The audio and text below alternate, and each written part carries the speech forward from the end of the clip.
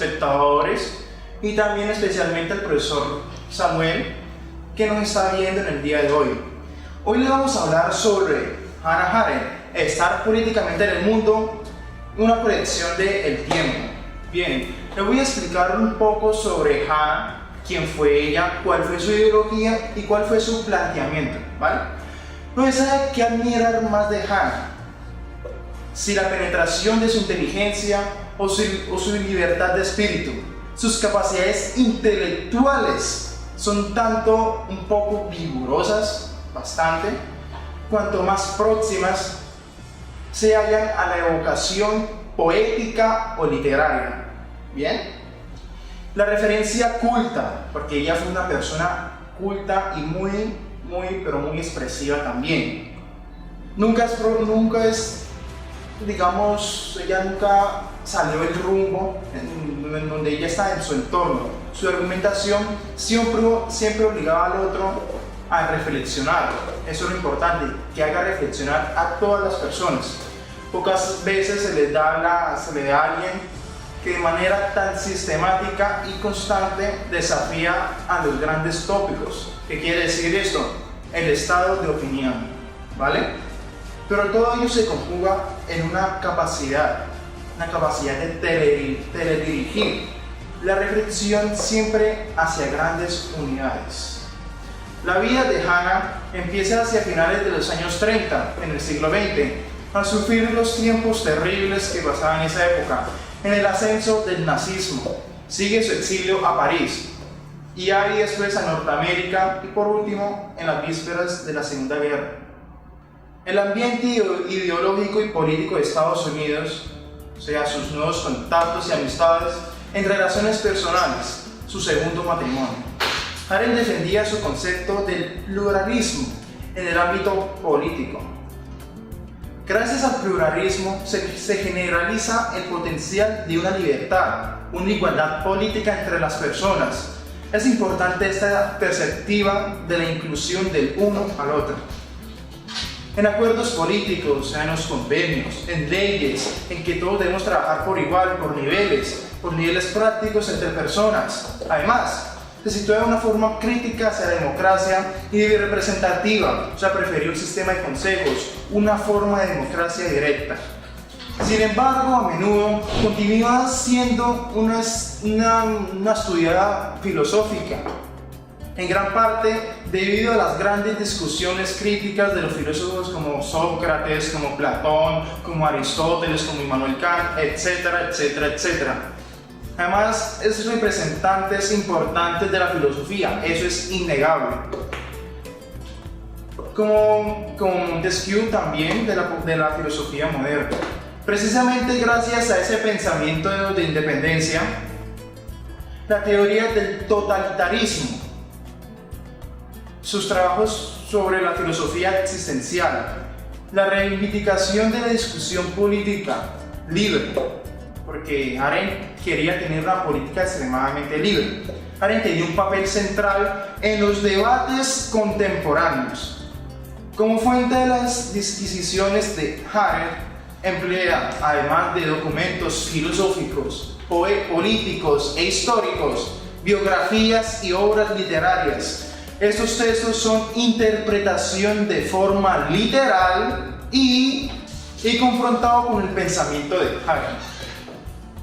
Su sistema de análisis parcialmente influenciado por Heidegger, ella tenía una relación estrechamente con Heidegger, se la convierte en una pensadora original, situada entre los diferentes campos de conocimiento y especialidades universitarias. Su devenir personal y el de su pensamiento, muy importante, muestra un gran grado de conciencia. Poco después de la guerra, escribe su obra magna, Los orígenes del totalitarismo, una obra que fue suficientemente para que pensemos en cómo esta mujer es la figura más sobresaliente de la filosofía política del pasado. En realidad es un peculiar libro, ya que trata bastante de la opinión y de la crítica, incluso de la propia autora, y de que se encuentre desequilibrado un poco. Y si lo está, bendito sea ese desequilibrio. Ay. Es fascinante recorrer toda la teología o tríptico en la que se trata el antijudaísmo. Es el primer libro del imperialismo. Es el segundo y es el totalitarismo el tercero. De hecho, los de primeros van creando las bases para que ella sea más intensa, más estremecedora. La reflexión que ella realiza hace sobre el totalitarismo en su doble versión, o sea, en alemán y en la rusa.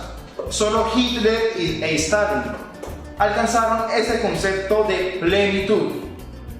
Téngase cuenta que el libro se publica a principios de los años 50, como dije anteriormente, en el siglo XX.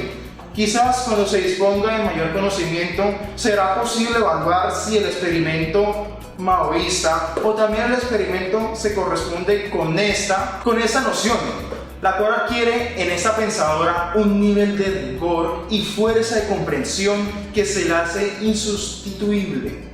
La caracterización del totalitarismo por parte de Arendt, porque este libro se basa bastante del totalitarismo y también del imperialismo, es muy extraordinaria. Y no es casual que descendemos de una polémica interminable. O sea, ¿qué quiere decir esto? Que nunca se acaba esta polémica del totalitarismo. Hoy, con la distancia que tenemos en esas fechas del siglo XX, independientemente posteriores al fin de la Segunda Guerra Mundial, o sea, nunca hemos olvidado esas grandes fechas que pasaron, y Ana nos recuerda qué sucedió y cómo fue el nuevo sistema que se implementó. Aparece en toda su grandeza la idea del doble modo totalitario, en el que este concepto se realiza en plenitud, en el que el nacionalsocialismo y en el que practicó el genocidio con la propia población de la URSS, o sea, la Unión Soviética. Durante 25 años realizó estos hechos macabros.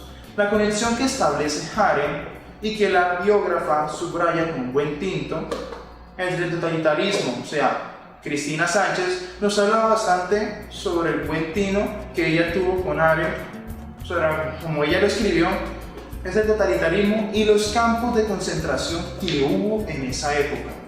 Esto constituye una reportación excepcional, a lo que finalmente constituye el tema y el objetivo de los desvelos reflexivos, éticos y políticos de esta gran pensadora.